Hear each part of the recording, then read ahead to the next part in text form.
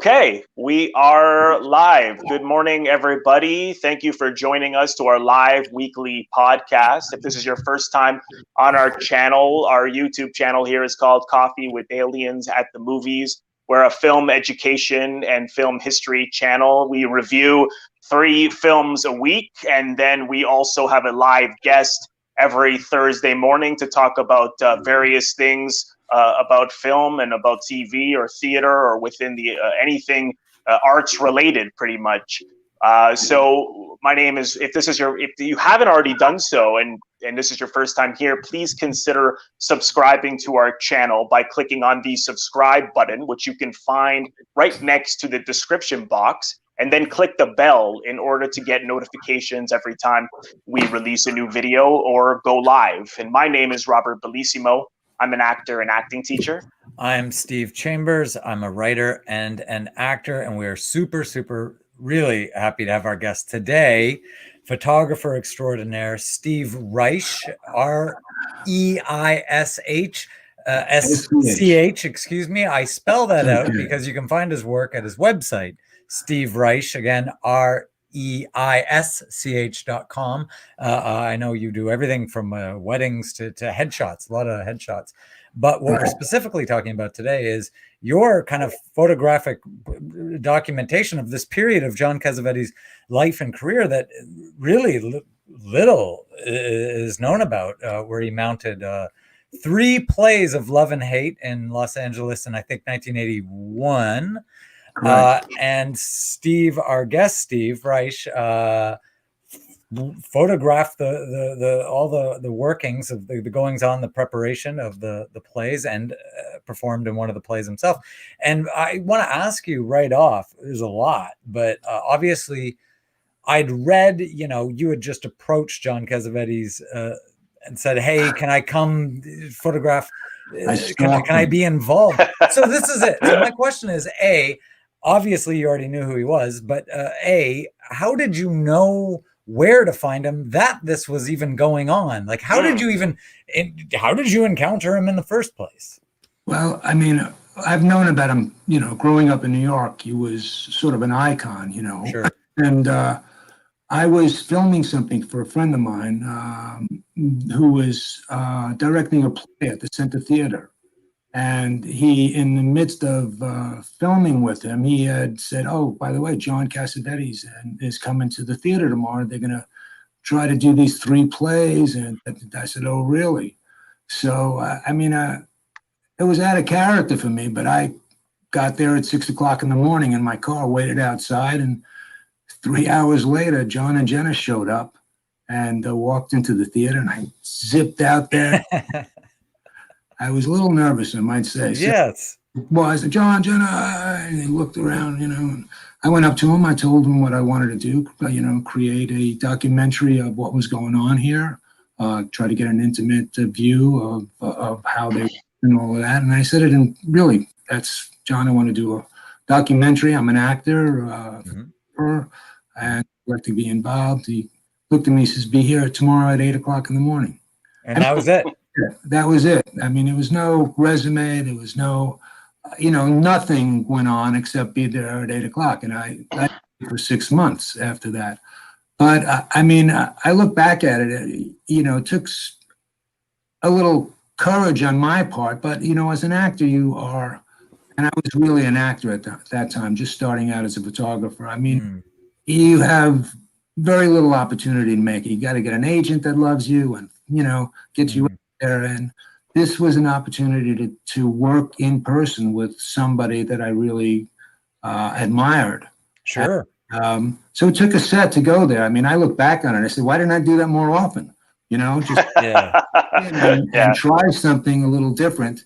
But it was, it really was a wonderful, incredible time in my life. So I'm glad I did it, and it opened up doors for me. And some of the best photography I ever did was done, in that. Well, for sure. And I know you said you really wanted to, be like a fly on the wall when you were taking pictures and not. And how successful were you at that? Like, was there ever a moment where, I don't know, in the middle of rehearsal or any kind of discussion where it's quiet and then just you're going click, click, click, and they're like, hey. Yeah, there were a few moments like that. But I was more, intimidated by that than John was. I mean, I did things at times that like, oh my God, I'm making so much noise, I'm moving around. Right. He didn't bat an eyelash. I mean, he was really incredible. I tried, there was usually 30 people in the room, in a small environment. So it was difficult to move around. Because I was on a tripod, it was all low light, no flash type of thing. I saw opportunities to do things that I was, oh my God, I'm going to be the center of attention here, which I really tried to avoid. Sure. But he was very open. He let you do anything you want, really. I mean, he was, he had an incredible way about him. He wanted you to be an artist. He wanted you to be involved and comfortable, I think. I mean, from my perception of him. Sure. Were you already a fan of his work as a director, or did you mainly know his work as an actor at that point?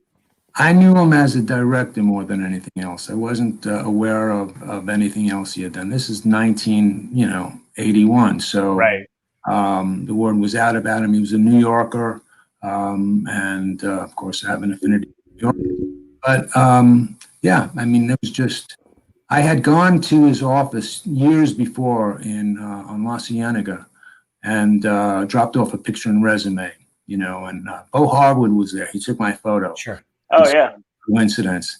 And, this came up years later, and I was delighted. I mean, all of us were. It was just an incredible experience. It was actually, I think, the largest, most ambitious event of his career. I mean, he did 3 full-length plays, all that were 3 hours long.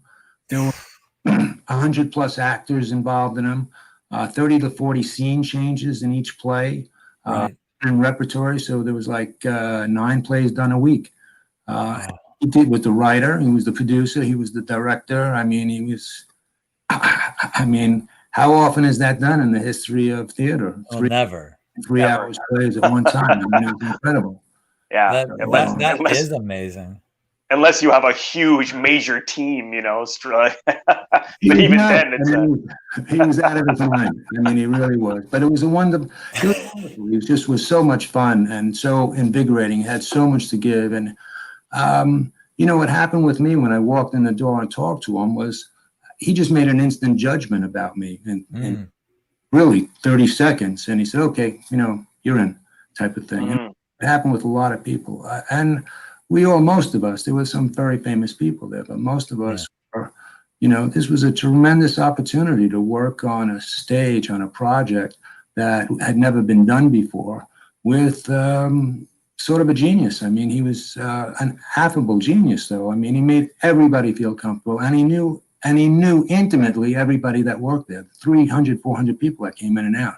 He went out of his way, not out of his way, but he was just naturally affable and with people. So we were all, enamored with him, and the fact that we were doing something that was so mammothly incredible. Well, now, how did you end up being in one of the plays? Well, that was interesting. He knew I was an actor, and the plays were set up like this pretty much. So at 10 o'clock, there was a rehearsal from, let's say, 10 to 12. It took a half an hour break. 12:30, there was another rehearsal with the second play from 12 to 4, and then after that, the same thing. So I was basically one of the few people at all 3 rehearsals every day. So at one point he said, and at the beginning of the process, which was very interesting, he had a secretary stenographer come in and just write everything down that was being said, sort of like in a courtroom. Yeah. And he had me do a couple of lines. The character was 2 lines maybe at the time. So I did the lines, and next day I came in, he asked me to do the same thing, put down the camera, did a couple of lines. I did a little improv. He didn't stop me. I just embellished a little bit on what I was feeling and so forth and so on. And he let it go. And it seemed like, right away you can see the next day he incorporated what I said into my character's dialogue. Mm-hmm. So it was almost like he was fitting the character into my personality also. He was combining in a way that was natural and genuine. And it allowed me, I mean, it was sort of like having a plate, and he just laid one line on top of the other on the plate, and it ended up to be a pretty good part. So, and he worked with everybody that way. And he let, I mean, there's so many people walking in the door here, just all sorts of actors, big, small, I mean, famous names to just people coming in trying to find out what's going on. And you let everybody involved. And fortunately, I had an opportunity to be, one of the players as an actor. So that is so cool. That was the third day. The third day comes. Yes. Right. Who else was in that the public would know? Gena, Mike McGuire. Who else was in there? I mean, I forget. I have it somewhere over here. Let me check it out. Hold on. So it was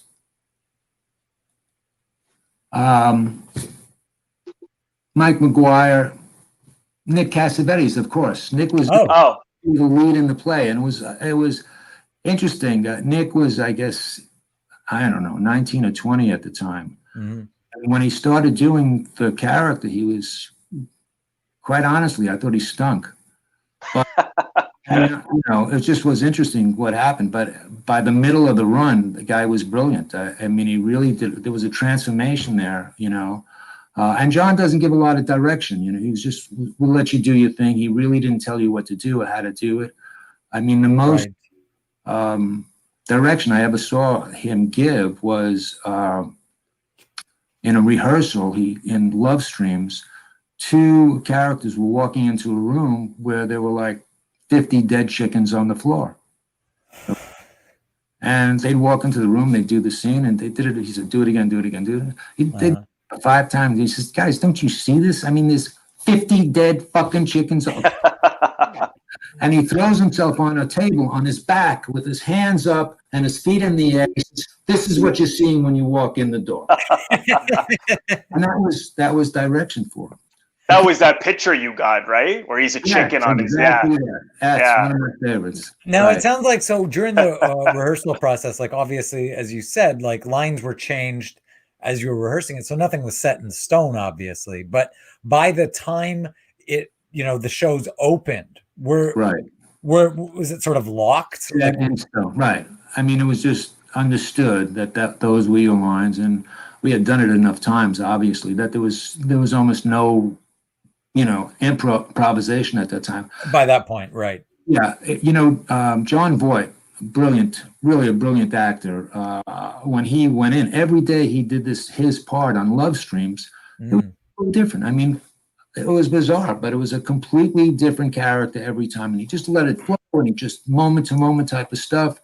And eventually he locked into a way of doing it. And he just did basically the same character every night during the performances. So I think John worked that way. He wanted to see what you and the character could come up with. Give you the freedom to explore a little bit. And in a moment-to-moment situation, I think it's wonderful because you're working intuitively, and some of the stuff that came out from many actors was incorporated into the plays and really added a lot.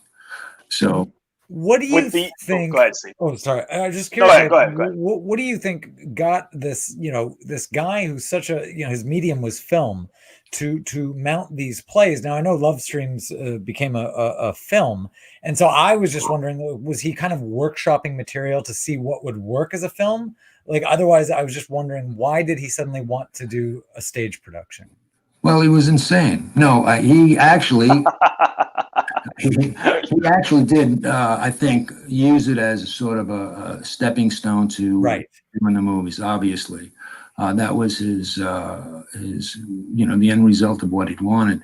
And he had done other plays. I know he did 4 or 5 plays at least.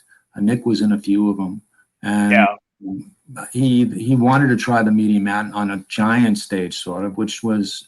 I mean, he really took this little theater, which was a warehouse, and built it into probably the nicest stage in LA at the time.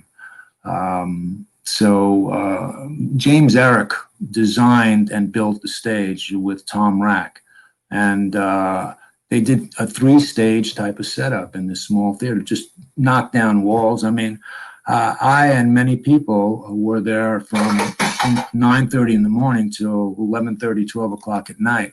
Right. After the rehearsals, we'd go and knock down walls and build a stage. So it's amazing. And like, how big was the theater? Like, how big was the audience? Like the capacity? Well, you know, in LA at that time, the only way you can get away with having actors perform in the theater was to have a 99-seat theater. Okay. So if you had a 100-seat theater, you had to pay your actors, and you know. So he created this theater that had. I mean, it was. He brought in chairs. He bought like 99, 100 chairs that were incredible. I mean, really marvelous. At the end of the production, you let everybody take them, which was sort of fun. But it was so comfortable, and the environment was terrific, and it was very, very unique for LA, and I think very unique for this, you know. But he looked at the whole thing, the whole encompassing thing, and he just did what he needed to do to put on his performances. And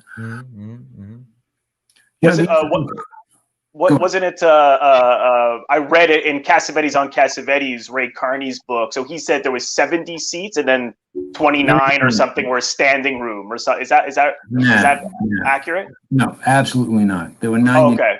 Yeah. Okay. So there were seats. Was it. Exactly. Okay. So there were no bad seats, really. We built tiers for them to go up. Everybody had a great view of the stage. Okay. Okay. Yeah, it was quite great. So yeah. And just going back to you know, you were talking about John Voight. Every time, you know, particularly in the rehearsal, it was constantly different. Now, when you were doing the play night by night, were you finding it was constantly changing, people just really working off each other, or was it somewhat similar night by night once it started to run? Well, it was similar in a way, you know, but whether you're on the stage or in a movie, I mean, you're pretty much working off of everybody else. So it was always different every night. There was never a night that everybody did everything exactly the same. It would have been terrible that way. Everybody phoning in their lines. Right. I mean, basically, you're working off the other person. If he does something different, you know, you have to respond to it. Yeah. And which made it real and made it more convincing. Obviously, those moments that are accidents seem to, you know, especially in movies. I mean, you see accidents happen, and they're sometimes the best moments in the movie. You really got to go with the flow, I think. And that's absolutely. And how long was the rehearsal? How long was that rehearsal process? The rehearsal process was about 3 months. Okay, so it was every day. Wow. I mean, it was 2 days a week, really. And John, it was amazing, his capabilities of staying all day and then going home and taking the notes that his secretary did, adapt all 3 plays at night, you know, be there the next morning at 8 o'clock. He also, believe it or not, came by very often to work on the theater at night too. I mean, I saw him fixing toilets. Yeah, that's with the Peter Falk story, right? It was, you know, he loved what he was doing. I mean, that was infectious for all of us. I think he was the type of guy that saw he wasn't going to fit in with the rest of the environment in Hollywood. People didn't want to let him take chances. They wanted to put everything in a little box. I mean, I'll create a box, but a box and tie him in, and his vision was completely different. So he just, you know, he loved and had a passion for doing what he was doing, and he had fun doing it. I mean, the one thing about John is you went in every day and you had fun. I mean, it was not like, oh my God, another rehearsal.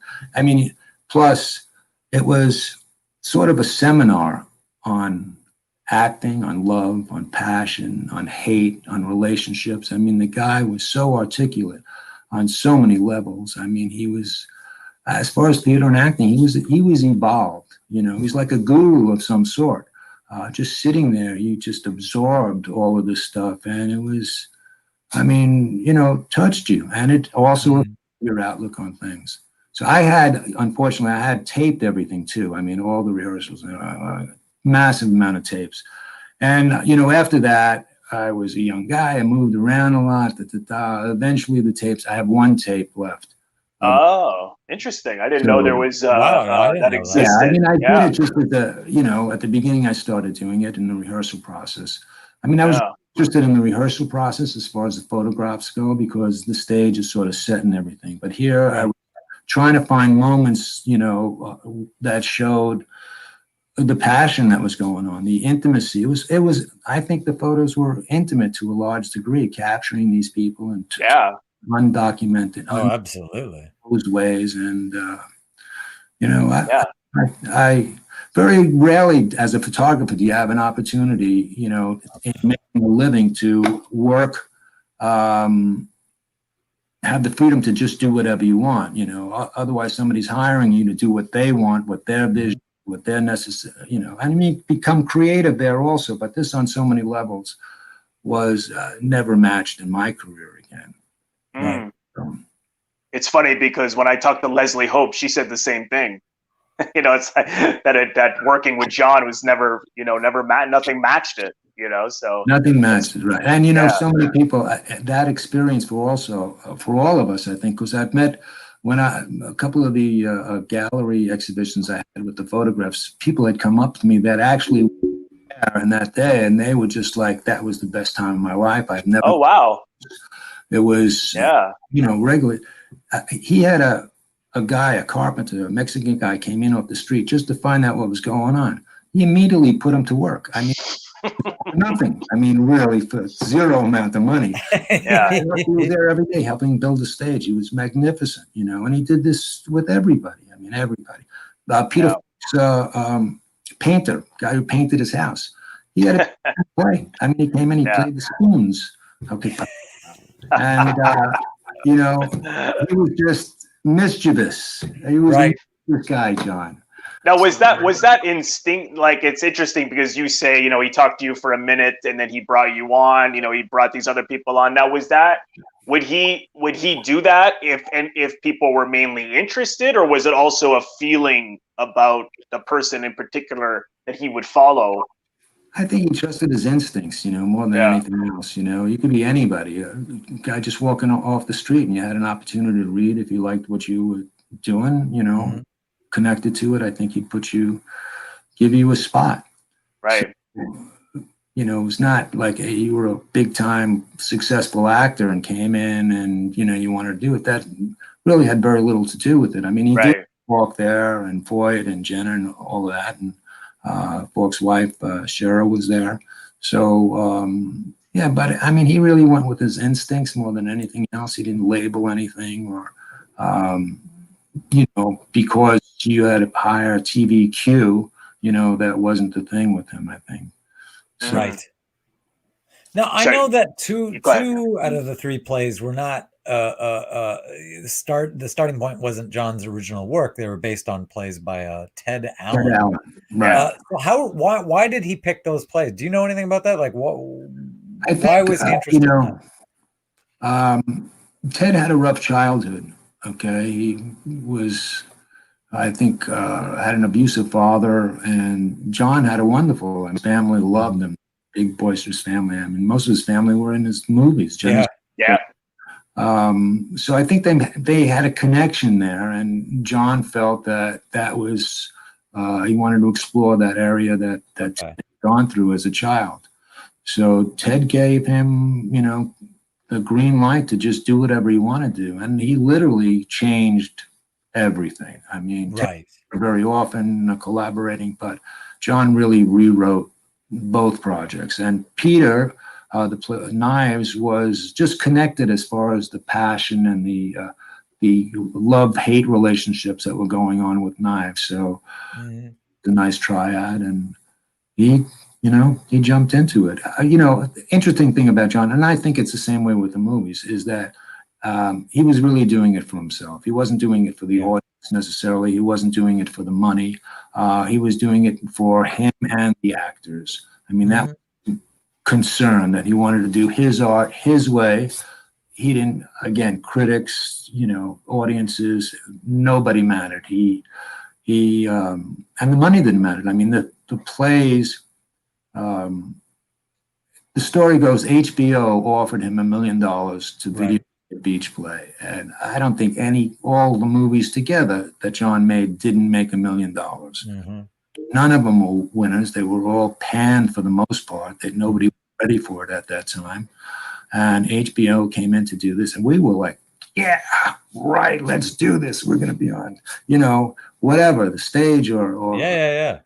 Hey, it's a movie. So, but he just shot it down. It wasn't for him. It wasn't about making the money. He had this thing he wanted to do, Yeah. And that was what was most admirable about him. He was an artist. I mean, he really was like a Van Gogh or something. He didn't give a shit. I mean, he just did this for himself. He didn't do it for the critics. He didn't do it for the money. He didn't do it for the ratings.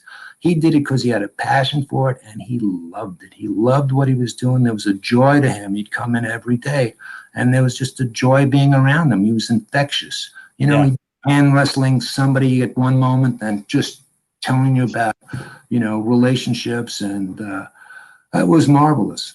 It was just marvelous. So. Actually, someone just touching on your point, I had someone on Facebook asked a question similar to what you just touched on, the offer that came through to film them. This is from Christopher McGrewer. So he was asking, you already answered the question as to why he turned that down, but did that create conflicts with any of the actors or anyone that, because he had turned that down, was anyone like, no, we got to do that because we'll make X amount of money or whatever? Well, I think the actors were a little disappointed, but it was momentary. I mean, this was better than anything any of us experienced. Even John Voight was just like so in for all of it. Just didn't matter. I mean, obviously to him, the money didn't matter. It was sort of an exciting idea, that this was going to evolve into something bigger than what anybody did. And and there weren't a lot of details. I mean, I'm saying this, it was a rumor. I don't know for a fact that the HBO did that. It was just something that spread around. I think everybody bought into it and thought it was a possibility and got a little excited about it. And, but nobody was upset at John. I mean, he was a wingman. He was a leader, and we really wanted to please him and, enjoy the experience. It was just an emotional high for all of us. So sort of like a little commune for 6 months. Sure, yeah. So wait, so then you rehearsed for 3 months, and then they ran the plays for 3 months? It was 5 weeks, wasn't it? I think it was 8 weeks or something like that. I'm not really for 8 weeks. I mean, as far as me, I love getting on stage and doing it, but the photography part was over when the plays went on. I mean, I was there for the rehearsals. There weren't any rehearsals after that. So as soon as those plays went on and it became just a stage production, I sort of backed out of it. But gotcha. I think all actors want to work, and they want to do this as their life's calling. And I think all of us would have been happy to see it go to another level. But on a personal level, I mean, John's vision was sort of our vision in a way. We just adapted to what he wanted. Nobody had an opinion about it. It didn't really matter to anybody on a grander scale. We were just being fulfilled by being there, being in the moment, working with some incredible people, to say the least, on every level. I mean, not only the stage production, the James Eric, Tom Rack. I mean, there's Bo Harwood. I mean, incredible people were involved with this stuff. So that was very, very fulfilling, and I would not have changed it for any amount of money at this point, looking back on it. Yeah. And I think he was also, judged from what I've read in Ray Carney's book, I think he was concerned that if someone financed it, that they'd want to change it. Well, they'd have say, right? They'd have a say, right? Yeah. And he was he'd been there before, right? Yeah, but I don't think he would have, right off the bat, I don't think he would have allowed anybody to think that way, And what they wanted to do was just set up cameras during the run of one of the plays. Right. As much that they can change, it was just filming the plays. So, and he still didn't know. Yeah, I mean, I don't know what Ray was talking about, but that's, definitely not an issue as far as filming plays. Okay. So that's what they wanted to do. Yeah. I'd love to think that theater is still there, but I'm sure it isn't. Yeah, I was going to ask that as well. Nah, it didn't have much of a gone, run after us. Yeah, it was just lost. Huh. But That's did it because Sorry, he no, go invested. Sorry, Steve. Just because he invested so much in upgrading it, and he put seats in, and but it was still didn't have a life after all that work. That's I'm not really sure what happened with it, but it sort of went into obscurity. There may still be things going on. I have really no idea about that. John left, he left. I mean, there was nothing to go back for, or maybe a chair or two, but yeah, most part, he was done and he moved on. So, yeah. Sorry, Steve. Did you? I think I cut you off. That you okay. asked what I was going to ask. Yeah. There was just wanted to say hello to some people watching and commenting in our chat room. Tuck Northrop, film blogger Sam, Vanessa Butino, of course, Jake Kaufman. Hello to Jake Kaufman. So yeah, if anyone has questions or comments, feel free to drop them in the comment box, and we'll ask Steve about it. I also was curious about we talking about the commitment involved in terms of people working for free, and of course Steve and I as actors have always been happy to do that for projects we've been passionate about. But did that for you personally, was that on a financial level, was that incredibly difficult to not have any income for a few months, or did that stress you out? It actually happened to be at a time in my career when I was on a series and I did a couple of movies, and okay, so I was doing okay at the time, and I was paying. I mean, I paid for the film, the processing, the print. Right. It was, but I didn't think about that. It wasn't a financial thing. Somehow I was surviving. I amazed myself, that I went all that time without really worrying about money. It just seemed to happen, and I was provided for. So the money wasn't an issue at all. So, I mean, I don't think anybody cared one iota. They just know doing something really unusual, with brilliant talent. I mean, as an artist, as an actor, that's really what you want to be involved with. People that bring up your artistic abilities, your awareness. You couldn't pay enough money to sit for 6 weeks and listen to John Cassavetes talk. I mean, no place could you get that kind of situation. On every level, he was just wow, Personally. And he was fun to be around, Afterwards, a lot of times we'd all go out and catch dinner, have a couple of drinks. I mean, it was an environment that was, and I'm sure that happens on all movie sets and theater productions, but this happened to be with John and Gena and John Voight and Peter Falk, and it was quite wonderful.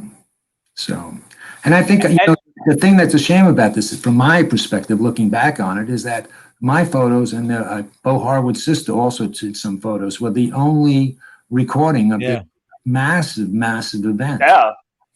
So it was, and that's why it's so unknown. I mean, who would know? Right. And you've had your photos. Who would know about this sort of thing? I mean, I've only seen your photos from this time. Here. Yeah. And not all, like just a few online. Like now, I know you've shown your photos at galleries. I mean, I was pushed to do that. I put them away after that, and I pretty much, forgot about it. Really, I was worried about my career. I was worried about supporting my family. Yeah. And a friend of mine, Jimmy Aroni, came along and said, "What are you doing? You got to go out and you got to do that." So I did, and I found somebody that wanted to put it in a gallery, and that started it off for me. But yeah. And it's also I'm sure but the photos are also in that documentary, A Constant Forge. So exactly. did the director, if anyone, I'm sure people know it, or if you don't know it, it's a fantastic 3.5-hour documentary. So yeah. Exactly. So who approached you about the owner, the producer, writer, I forgot his name now, but a great guy.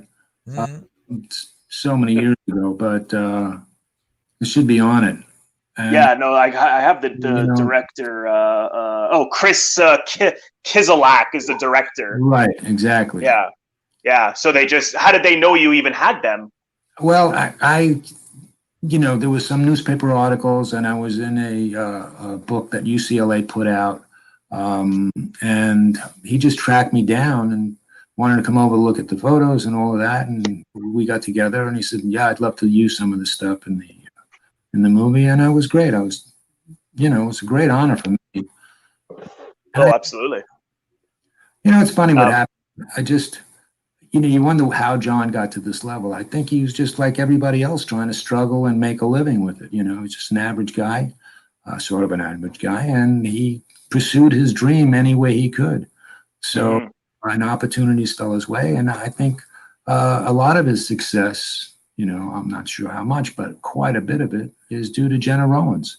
I mean, yeah, that's true. In those movies, I mean, what would he have? I mean, it was just, they were a duo that was, I mean, will go down in history as couple. No, that's a good point. Also, when in the 60s, when his career was on a decline over his conflicts with Stanley Kramer, I mean, it was luckily because she had already had a big career, right? To as he took care of Nick, and she was able to, I guess, be the breadwinner for quite a while, right? So, he may have had to have, who knows, done something else, but knowing John, he would have found a way.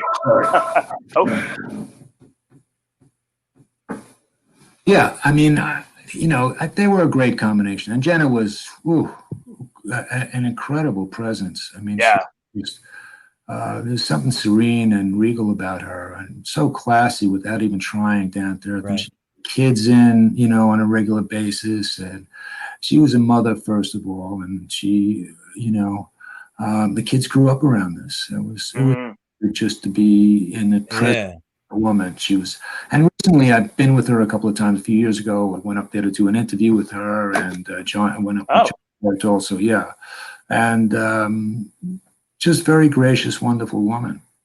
So, and wasn't his daughter Zoe in one of the plays as well? Not. Or she's in some of those pictures, though. She was in some of the pictures. That's right. They came and she was in some of the pictures, and I mean, it was there was people had their kids there. Okay. I thought she was in. I thought she was in one of the plays, but no. Our friend Vanessa here has a good question. Was there ever a time? Vanessa's asking. Was there ever a time during rehearsal or production when Cassavetes did not want you to take photographs? Oh. No, never. No, he never. As a matter of fact, he. I think he thought I was holding back a little bit. One day he says, "I want you to go out there and buy me your camera." I said, "What? What do you want?" He said, "You want to borrow my camera?" He said, "No, I want you to go and buy me your camera, same lens, and go out and get it now." And I did. And some of the photos you'll see have him taking photos. You might think it's me. He's down crouching, taking photos of Peter Falk and Shara. And he was like, he said, "John, hold on, that's my job." He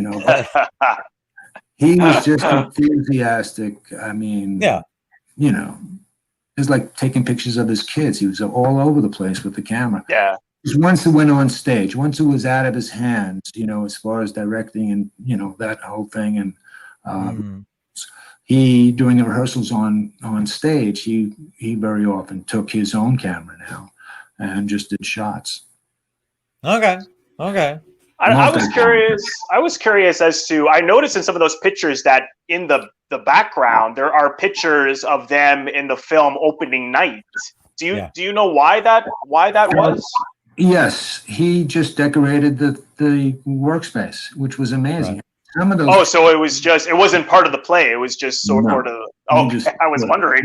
Right, and it added a lot to some of the photos, obviously. Yeah, it looks so cool. Yeah.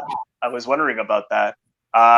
In the chat box, we have from Tuck Northrop asks, "It sounds like the photos mean a lot to you. What made these photos and these sessions stand out among the many?" Well, I mean, I think I caught an intimacy with some of this stuff. You know, there's a level of intimacy for me that made them exceptional. Mhm. Shots of John in action and work, just in a moment to moment discussion with Peter or Voight.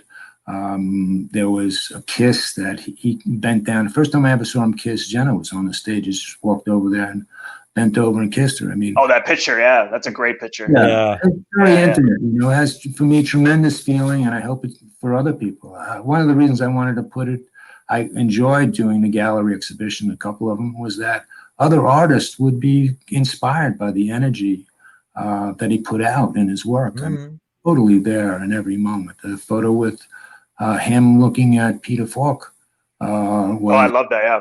yeah, it was just amazing. It's just the energy. It was like, oh, Yeah. Yeah. he was doing nothing there but listening to him, you know, and a couple Mhm. of shots in the theater with him, you know, even smoking a cigarette was like, wow, this guy's a powerhouse. I've said that though. There's a few people, and I've literally said those words. Like, there's a few actors when I see them, and John's definitely one of them. And you see it in, Rosemary's Baby or anything. Just smoking a cigarette, I'm fascinated. Like, I'm like, I could It's watch his that guy. presence. Yeah, he's Yeah, got it's this like presence he's about got- him. Unfortunately, he loved to smoke. He would come in with a carton of Marlboros every morning. Yeah. At the end of the day, we all smoked them. It was like they were every day with a carton. So, I mean, He was a I'm huge sorry. smoker. Yeah. Yeah. So, thanks, Chuck's my future son-in-law, I think. I hope. So, thanks, Chuck. Let me ask you, Steve, did you ever, after this experience, see John ever again? No, I saw him when he was doing Love Streams. I went up there. Okay. And, Oh, Bo invited me up there. So he did all of his stuff at his house. Yeah. Yeah. And he went off to do Midsummer's Night Dream. Mhm. I think it was Mazursky. I'm not sure who. Oh, Tempest, the film. Oh, The Tempest, right? yeah. Tempest, Yeah, right. I think that was Sorry. after the plays, I believe. That Right was, after the plays, yeah, right? yeah. Okay. And then he did Love Stream. So no, I never saw him. I did see Jenna a few times. She came to the first gallery opening and was very great Oh, and wonderful. I mean, we stood there and both cried together looking at some of the photos. I mean, the tears oh, were wow. coming out. So, Yeah. yeah, it was really an emotional, because of her coming there, it put it on another level for me. Yeah, absolutely. Yeah. What Yeah. about his children, Nick? And did you see them again or get to know them well? Well, you know, Nick, we were in a couple of scenes, Nick and I, so that was pretty intense. We sort of battled each other in a couple of street scenes. And Nick is a great guy. You know, he's a talented actor and director. And, so we don't stay in touch anymore. But, you know, I recognize him. I mean, he's John's son, but he's his own man. Yeah. You know, 100%. I see he follows you on Instagram though. Well, I think we both do. And I'm not on Yeah. that too much. I'm very bad at all the personal. Yeah. I mean, I almost didn't put this on my on Facebook because just it's Yeah. like, yeah. But I nudge all our guests to do it. Here's the, I think you, Robert, made me do this. Yeah. this is a great question for Steve again from Vanessa. She's a new, I like this. I'm very much, says Vanessa, a newbie when it comes to Cassavetes' work. Is there a film you'd recommend I start with? Now, she says she's only seen Rosemary's Baby, so I don't know if she's talking about a film that he acted in or that he had directed. But I Steve, think she means directed. if someone is new to the world of John Cassavetes, what do you say is that you got to start with this? Well, I think Woman Under the Influence is way above everything else. You know, I think the problem with a lot of his films is people get lost in them. I mean, they're not like regular films. They're really all over the place, works of art, and it might just make somebody like, what the hell's going on here? Yeah. No, fair enough. I think that's a great point. I think if Vanessa, for instance, had started with, faces or something, it can get a little, Yeah, I got to agree with Steve for whatever my opinion's worth. Woman Under the Influence, 100%. Yeah, or even Shadows is a little easier of a watch as well. But I think for a film that I don't want to say easy to follow, but a little more structured. That right. Yeah. We also did Gloria, which was a sort of Gloria. Yeah. But I mean, but Gloria wasn't really a John Cassavetes film. No, that was a studio movie, wasn't it? And it was a production company, and but Under the Influence really hits home, and connection with that. Almost anybody can make a connection to that and flow through the whole movie without, wandering around for 20 minutes someplace else. So 100%. I totally agree with that because, like, I love John's movies, and Robert knows this. And he's, for both of us, Robert and I, very influential.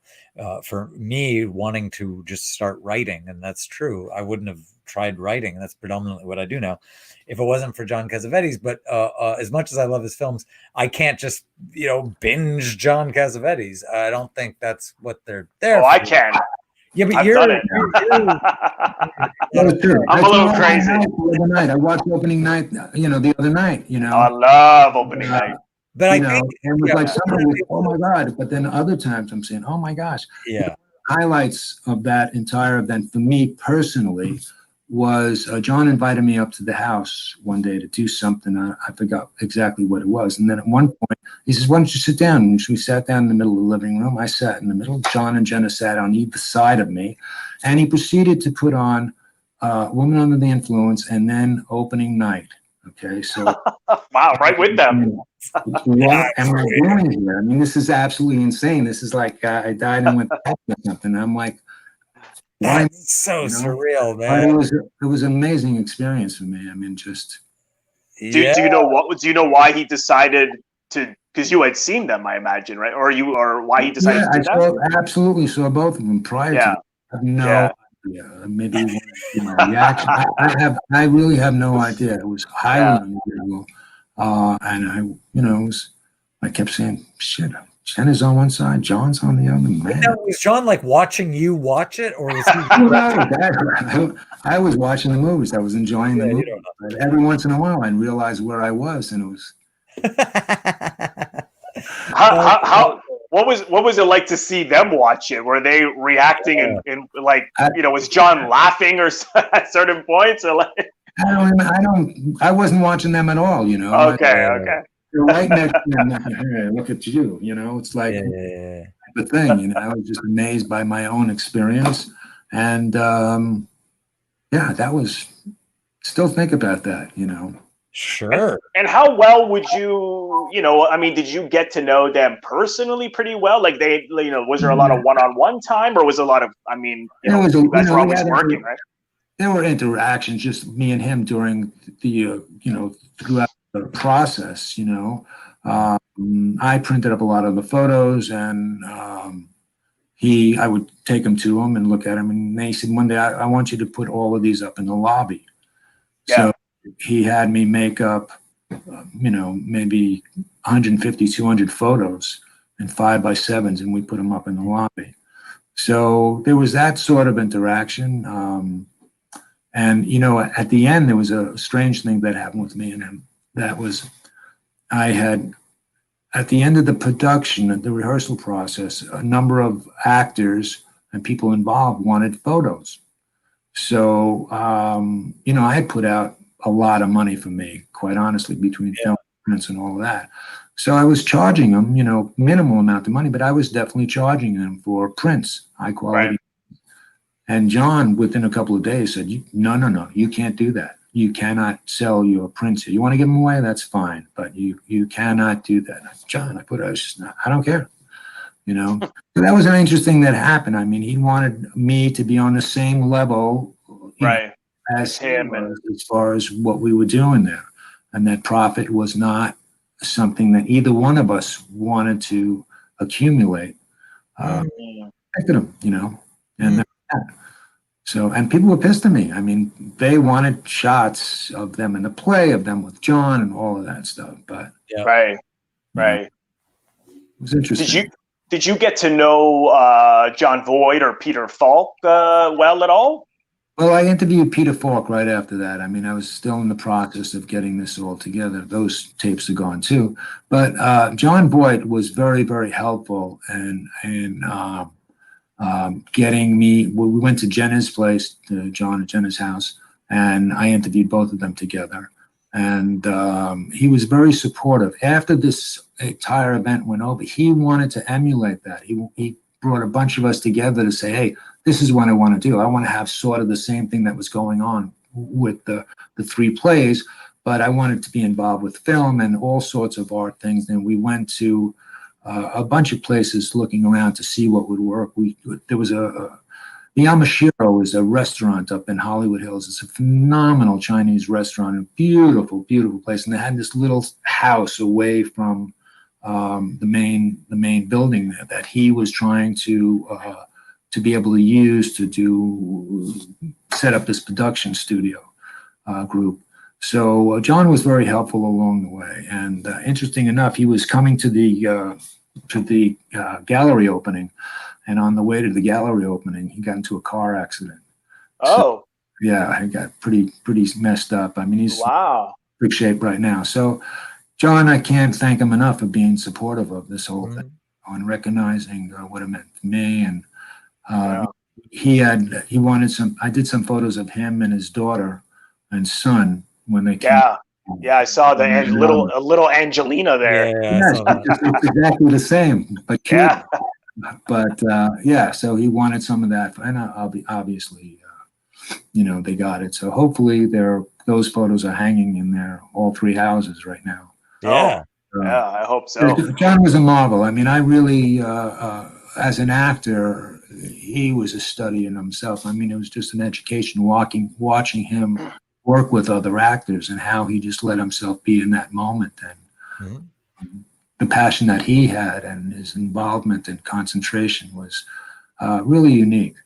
So, absolutely, he was just brilliant. Now he's involved in politics or something. I'm not sure, but are you talking about John Voight? Voight. Yeah. Oh, I'm sorry. I got the Here's another one from our colleague Vanessa. She keeps asking all the questions. Yeah, she works for us. She does work. She works with us, for us. Steve, she's asking, of all the photos, do you have a favorite? Well, I have. I mean, there's a couple of them that are really popular, but my favorite is the one where he's working with Peter Falk. Okay, so Peter's on the side of it. He's sort of out of focus, and the shot is really on John and his concentration on what's going on here. I mean, to me, that's really inspiring for me to see what it takes to really lose yourself in your art. And it just symbolizes what John was. I mean, it was just, he was just so totally there and so totally committed without even trying. I mean, he was just so present. And it's the same thing. I think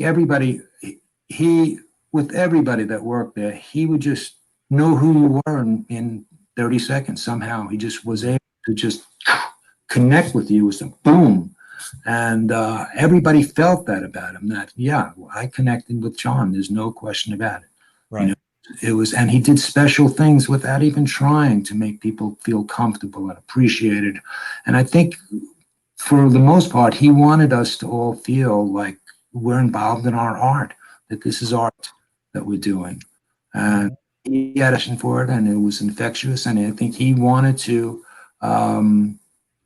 have us all experience this. And that's why he never was negative. Only the thing with the dead chickens was the only time I ever saw him with his voice, And I know in the past that you heard rumors about all sorts of things he got into, crazy. But in that production, I mean, he was always warm and generous, and he didn't have to try. I mean, that's just who he was.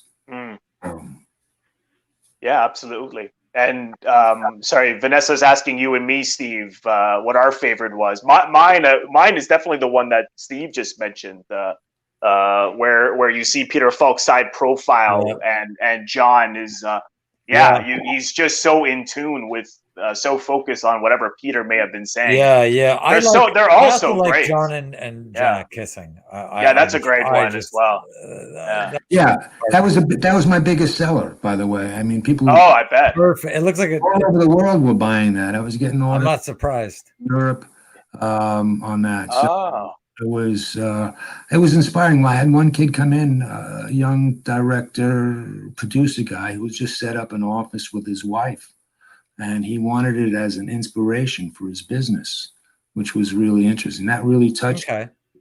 So that was a very, very, very popular photo, and the smoking one also. That's cool. The theater, looking at the stage, you know, what are we going to do? You know, it was such an intense moment, and with the cigarette in his mouth, really, I mean, that was John. I mean, so I love some of the photos. I mean, I did a lot of them, but there are a few of them that really jump out to me personally, that I think go above and beyond anything I've done. So, and I'm delighted that people recognize that all over the world. So that's great experience. I love them. Yeah, I've always loved them since I've seen the documentary. I was like, who took these pictures? Oh yeah. And then we were fortunate to meet on that great Facebook group, Cassavetes Facebook group there on the Godfather of Indies. Great. Great place to connect. We've brought on a few people from that I've met there. Different actors and directors and so on and so forth. Yeah. When you mentioned that you interviewed Gena and Peter, were you interviewing them about the play, or was that about their career? What was that about? I was interviewing them for, you know, my vision is to still. I mean, I'm redoing my website, CassavetesEvent.com, and I'm trying to create. I mean, I threw that up years ago. It was just an afterthought type of thing. But I'm trying to resurrect it and make it, lay it out like an album, right? And then, but incorporate the connection with the plays to a lot of other things he did and a lot of other people he was involved with. So that was part of what's going on and still going on. It's still under, you know, still want to continue doing that and work on it. So. Who knows what's going to happen? But I think I'm delighted that more people know about John and have an affinity to John and are so affected by his work. You know, it's this weakness of it. And I mean, again, it's an ordinary guy that just knew he wasn't going to be accepted into the business he wanted to be in, and just took a lot of chances and did what he wanted to do. And he was one story I want to say about him that I'm sure a lot of people know of. I think it was. Faces, when he was doing Faces in New York, I believe. One day after 2 or 3 weeks of shooting in this loft, he ran out of film and didn't have any money for film. So he kept shooting for 2 weeks without film, didn't tell anybody. Okay. He didn't want to make anybody unhappy or upset anybody or disappoint anybody. So for 2 weeks they shot, 12 hours a day without film, and got the money. And he redid all the scenes. I mean, to me, that's amazing. It really is. I never heard that. I think that is. I hadn't heard that. That's interesting. No, that one I didn't know. I know that with opening night, they ran out of film and had to stop. But then they started, I think within a couple of weeks, he got the film, and there were things like that, but I didn't realize he actually shot without the film. That's pretty remarkable. Amazing. He was stories all the time from him in certain ways, but you know, that's commitment. I mean, it's just really amazing artist and human being. Absolutely. An inspiration, I think. Are you still, because you acted in the play, are you still acting as well as doing photography, or? Yeah, still doing it a little bit. I mean, not as much. I think so many people go to Hollywood, myself included. And I tell you what, for the first year, every night I went to sleep, I dreamt I was getting the Academy Award. I mean, it was, right. This was my passion, and it was crazy. Seriously? But you do think about that. Sure. People get off the bus from all over, the train in LA, and they know they're going to make it. And you have to feel that way, because you're not going to make it unless you do. Right. So they get, in a short period of time, they get so, they see the light that it's not necessarily going to happen the way they thought, and it's not, for most of them, not even going to get through the front door. So, but you need that drive, and you need that commitment for anything that you're going to do, especially in art. Commitment that goes above and beyond. You got to be able to take some chances and explore them, and just not be afraid, which is hard.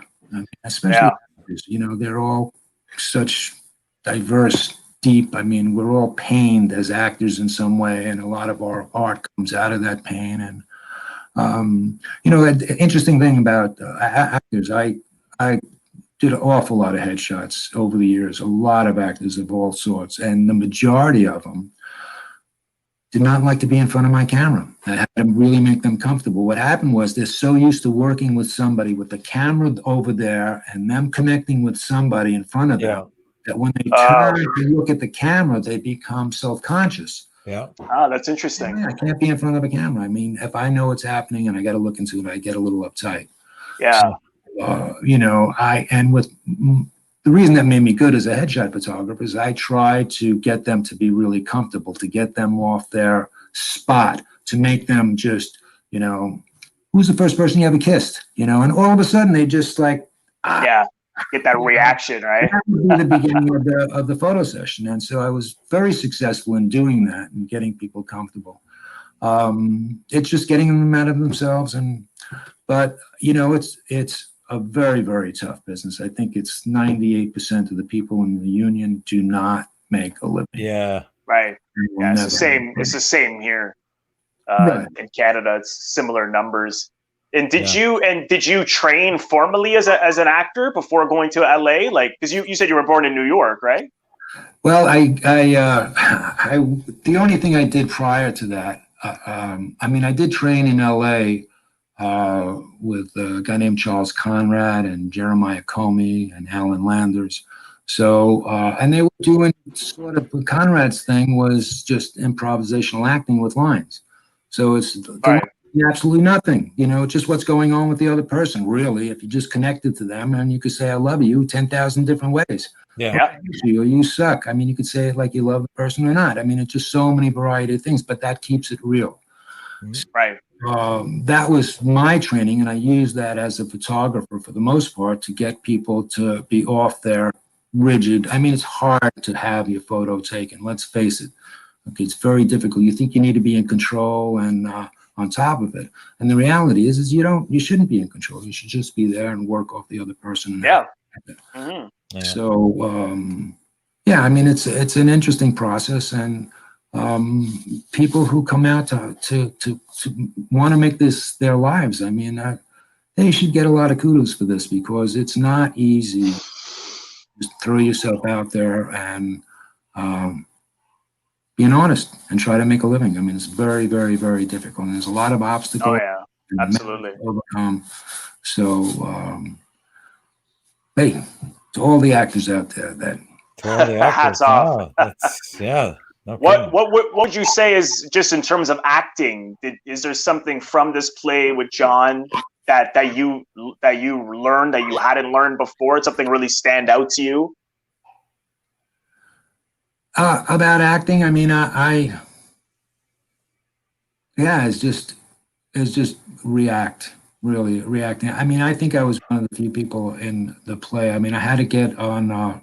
In Third Day Comes, I played this. It was during the Depression, and I came to Gena and Mike McGuire's house, Robert and Sarah, and it was like I was buying all their artwork and their furniture, and at rock bottom prices. I was really, a dirt bag, just taking advantage of them. And the kid, I forgot his name, but the young guy, what was his name? I forgot it. Anyway, the kid was left there with me, and he was angry that I was doing this, and he just comes up to me, and I started pushing the kid, It was like we got into a battle, this 6-year-old kid and me. And it was like every night we played with that a little bit, and it was always different with him, it was always different from me going in there and,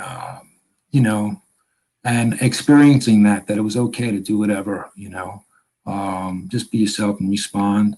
And I think the kid loved it. I got pretty good reviews on the plays, which was, Oh, hey, baby. yeah. Yeah.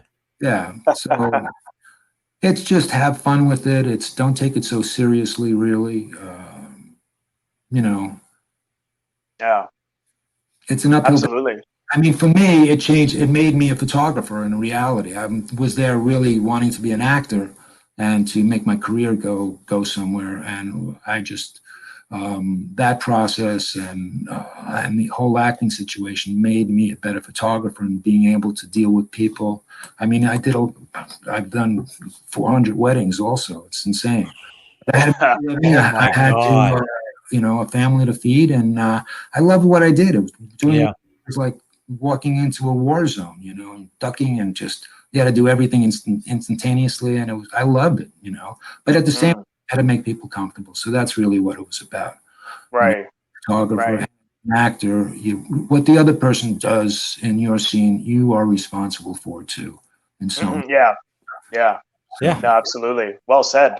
Yeah, that really is. Yeah. Did you ever meet Ray Carney, who wrote all the books on many of the books on Cassavetes? Never met him. Okay. Never wanted to actually, but I there's people out there, Michael Ventura. Oh yeah, I have his book too. Yeah. Yeah, I mean, his book is great. Loved him, and I never met Ray, so. But when you say you never wanted to, is there a reason as to just? Not really. I think he had a little bit of an attitude, and it turned me off. Yeah. He was not well liked by the family. Which interesting. The irony is that he wrote all these books on John and knew John, but there was a lot of conflict. And I mean, Michael Ventura, I think had a connection with John, and his writing was wonderful, and I think. Really. So, I mean, it's all my opinion. It's nothing else. But right. It didn't seem like Carney was that connected with John in so many ways. I mean, you already said something that was a falsehood that he said. That happens all the time with writers, and it's not a knock against Carney or anything, but just will turn me off a little bit. Yeah. So, fair enough. The book that Steve's referring to is this one, Cassavetes Directs, which is about the making of the film Love Streams. Yes. That is really, really great. And how different would you say the movie was compared to the play? Like once you saw the film, was it very different than the play? Completely different. I mean, really? Okay. Yeah. I mean, John Voight in the lead was one thing. John Cassavetes in the lead was something. That's going to change everything right Totally different. Yeah. I mean, and Love Streams, I mean, one of the wonderful things about Love Streams, the play, was that they had a big Doberman, okay? But the Doberman was a guy. And I read that. The dog. John made this guy the dog. So, and you had to be aware of that. And it was a dog with personality, but it was wonderful. It's so hard off the wall. But it's like, there's a guy playing a dog. That's hard to do. That's hard to do. Yes, I imagine. Yes. Yeah, no, I've only once watched an actor do it really well in a play, but man, that would be one hell of a challenge. Yeah. That's not it was just John as Robert was completely different. John Cassavetes was completely a John. So and I think he had to restructure the play somewhat because of that. Yeah, sure. Voight played more of a Lothario, a ladies' man type of thing, and Cassavetes played it. Yeah, I can see that. Okay. Yeah, and John wasn't that way. Like his personality, he was not. He was a little more conservative minded when it came. Like he was not a ladies' man, right? He was right. He didn't think. I don't think he thought of himself as a ladies' man, but he was exactly. I mean, women loved him and adored him. Sure. I loved him and adored him. I mean, it was just, he just had that energy and that magnetism. So, I mean, the man was totally, as far as I can see, Gena was, the love of his life. Rightly so. I mean, it's good. It was great to see that just on that personal relationship that they had. And they had some, they had more than John. He had little skills with her, nothing that was above a 2 or 3 or a rating. 10. Um, but their exchanges and intermingling were remarkable. You know, that photo of him kissing her really was. I said, "Oh my God!" You know, this is the first time you saw anything like that. So he was a real gentleman. You know, with all the women, never, ever, ever would he do anything that was, I mean, negative. Right. He was just a great guy and a great guy to be around with, and a lot of fun, a lot of fun. And again, I mean, it was a master class on acting and love, and and that more than, you know, just listening to him talk was remarkable. And the loss of my life really is losing somehow all those tapes. Yeah. Yeah, that's too bad. Shit. Remarkable. Well, no, but I gotta say, with everything you're saying about John, like I love, you know, when we get the chance to ask about our heroes, and you know what I don't want to hear is, well, you know, off camera, this guy was an asshole, and it's so nice to hear like everything you're saying. I'm like, yes, that's what I hoped. Good. Yeah. Okay. Yeah. So down to earth. Just having me sit down and watch those 2 movies with him. That's the coolest. Seriously, John, that was like movies, you know. It was like that. I sat there, no popcorn either, but it was like to some degree, because who was I? I mean, I was there. I didn't, you know, the thing about John and me, myself, is that I was a little bit intimidated by him. There's no question. Just, you know, being, listening to him, I felt comfortable and loose, but he was also born on the same day and year as my father. So there was like, huh? Oh. So, yeah, which was interesting. But, you know, I was really pleased and happy that he invited me in to do that, but a little shocked at the same time, you know. So, but that just showed his character, his presence, and his ability to just connect with anybody, really, that he felt an affinity for. Yeah, absolutely. We have another, Vanessa question, our correspondent. Hey, who's paying her? Robert. We are. We've got it covered. She's asking, outside of the memory you were just speaking of, being sandwiched between them watching Woman Under the Influence and opening night, do you have another favorite memory of the 2 of them together, John and Gena? Just whenever they were together, there was a soft touch, you know. There was never a hard touch. It was always a soft touch. There was an intimacy that was loving and caring. And even in some of their disagreements, not that they had many, you saw that it came from a love place and a comfortableness with each other. Yeah. Very comfortable with each other, and very caring and loving and sensitive as far as I can see. You know, and I mean, I don't know his kids except for Nick, but I would imagine that they were all great kids and, you know, normal. I mean, so, you know, they just had that thing going on that was beautiful to be around and to see. Everybody was their family, you know, and they obviously, we all know a lot of their family were in the movies. They just, so, absolutely. Did you have any more? I just had a couple of more questions, but did you have any more questions, Steve? No, you go ahead, Robert. Chambers, I should say. Okay. I was just curious, because you mentioned that you took Leslie Hope's headshots. How did you meet her? Did you meet her on the Love Stream set? I met her through Bo, actually. Bo Harley. Oh, okay, yeah. She was just, you know, a beautiful human being, and they were in love at the time, and Bo was quite crazy about her, and her about Bo. So I did her headshots, and you know, got to know her a little bit on that level, and I just found her to be another, you know, person who was just so aware and so, you know, with a high energy, but a level of just simpatico. I mean, she was wonderful, knowledgeable. I had not one negative thing to say about her. She was just an unusual woman with a lot of talent. And I enjoyed the photo session with her very much. We talked a little bit afterwards, and I found her to be a remarkable human being. So that was a pleasure for me. No, I agree. I told her about this, and she said she sends her best. She's thrilled that you remember her. Of course, Yeah. I remember her. And Joe still loves her. Yeah. Oh, I bet. Yeah, I do. Um, I just last. This is another off topic, but how has the photography, aside from the obvious with digital photography, but how has the business of photography changed for you over the years? I think that's a really, really good question. I mean, Yeah. not necessarily for me, but I saw with the advent of digital cameras that there were more independent photographers, more independent filmmakers. I mean, Canon came out with a Canon camera years ago that would just, you could do movies, many Yeah. movies. Yeah. So everybody had an opportunity. Anybody had an opportunity to make a movie without the bizarre costs that were entailed. Get some friends together, do a set, a little makeup, and off you can go. Do Yeah. something worthwhile, and you could submit it to some festival. And next thing you know, someone's asking you, "Hey, you think I can buy that film or buy that?"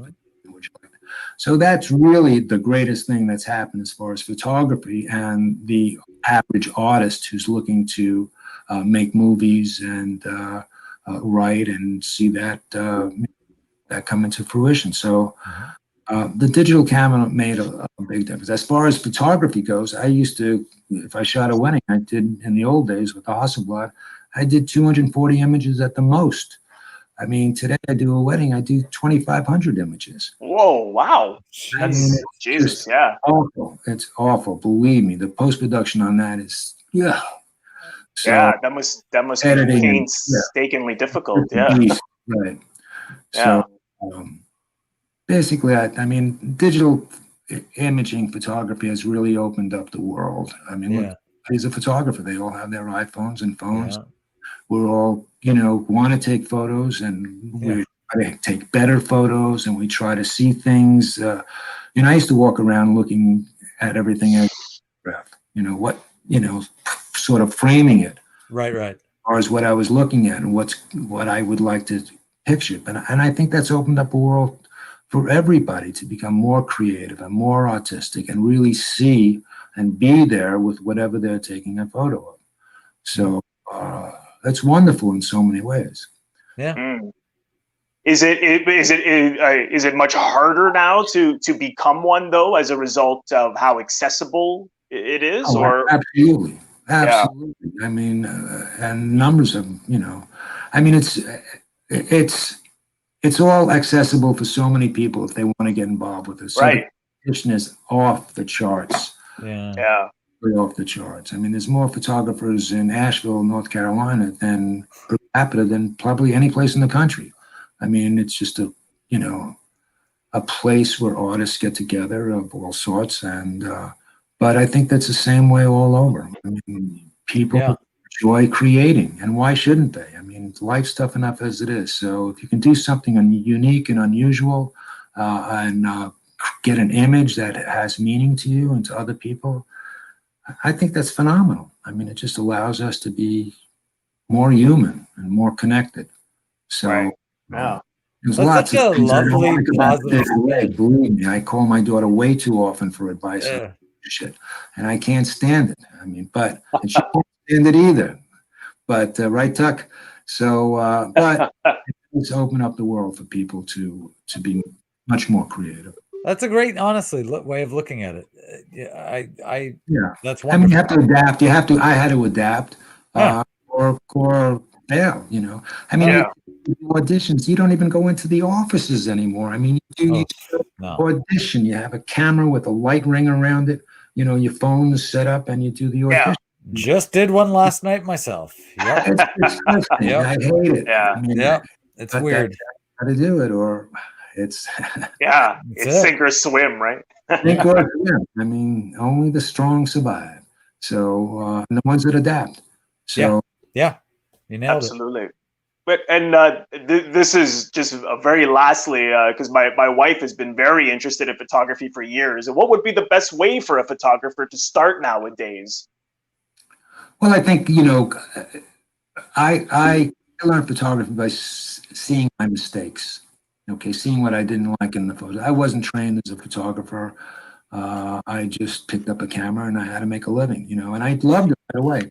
quite honestly, and it changed my life. It gave me a life in so many ways.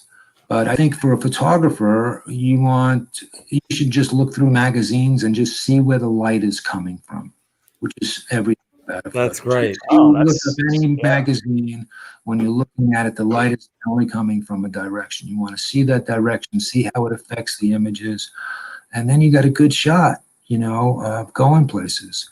It's not just about taking that photo, it's the whole thing. Light is everything. That's a great point I wouldn't have even thought of. Not that I'm a me photographer, neither. but I just, duh. I mean, you guys should look at it too. It's just interesting. Yeah. These will be producers one day, I mean, so important. The light creates the ambience, everything that makes a shot wonderful is about the light. So. I like that. Yeah, I know, you're right. Yeah, absolutely. There you go. Next seminar on photography. Perfect. Well, this has been fantastic. Oh, this has been amazing. Thank you. Yeah, Steve. Really, what a pleasure being on here too. I'm very honored. We're honored. Yeah, no. Sure.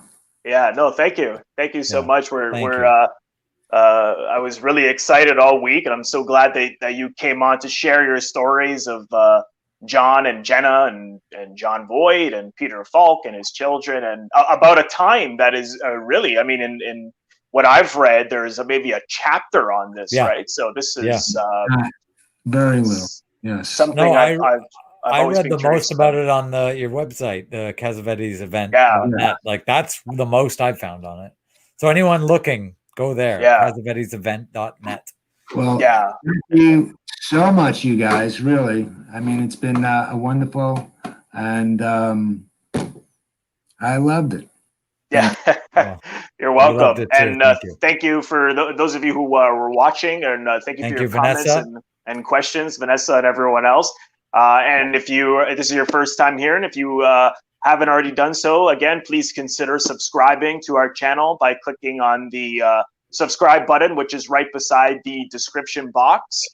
And we'll see everyone soon. Well, thanks again, Steve. Yeah. Go ahead. CassavetesEvent.com to see more. Oh, I'm sorry. I said net. Yeah. Yes. CassavetesEvent.com. Right. .com. Okay. I'll put that in the description box. And of course, Steve sells all those fantastic pictures as well. Right. So if you want one, you go right to the source. Yeah, absolutely. Well, thanks again, guys. And stay safe, okay? You too. Yeah, absolutely. You too. Happy holidays and take care. Take care. Okay.